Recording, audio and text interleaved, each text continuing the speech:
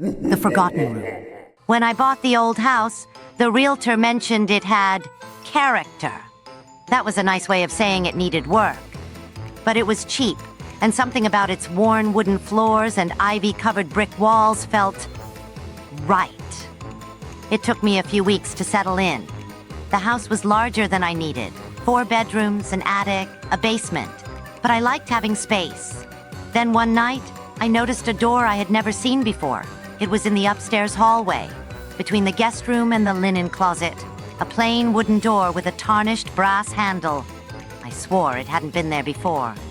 I ran my hand along the frame. The paint was the same as the rest of the hallway, the baseboards seamlessly aligned. But I had walked this hall dozens of times. How had I missed a whole room? I tried the handle, locked. Curious, I searched the house for a key but found nothing. I even checked the old blueprints online. There was no record of a room existing in that spot. That night I had a dream. I was standing in the hallway, staring at the door. A faint scratching sound came from the other side. Slowly, the door creaked open, revealing a dark room with no furniture, no windows, just walls covered in hundreds of deep scratches. I woke up gasping. The next morning, the door was slightly open. My stomach dropped. I hadn't touched it. I pushed it open. The room was wrong. It was small, just big enough for a bed and a dresser. Yet the air was thick with dust, like it hadn't been touched in decades.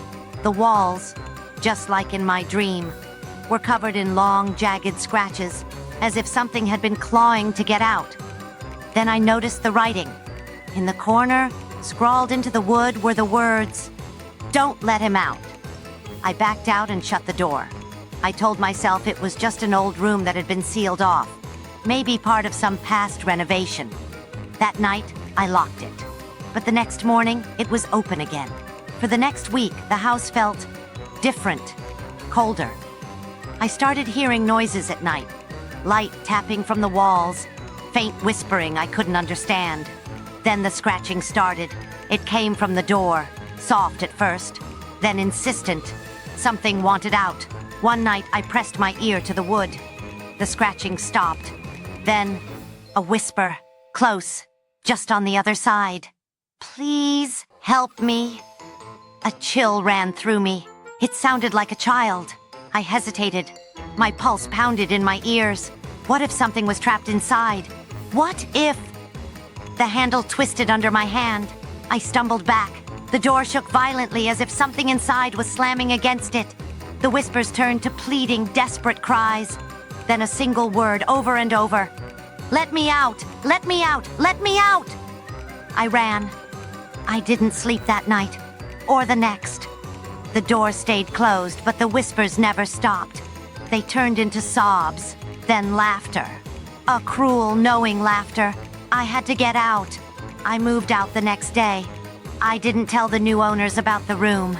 But sometimes, late at night, I swear I can still hear it. The scratching and the whisper, "You should have let me out."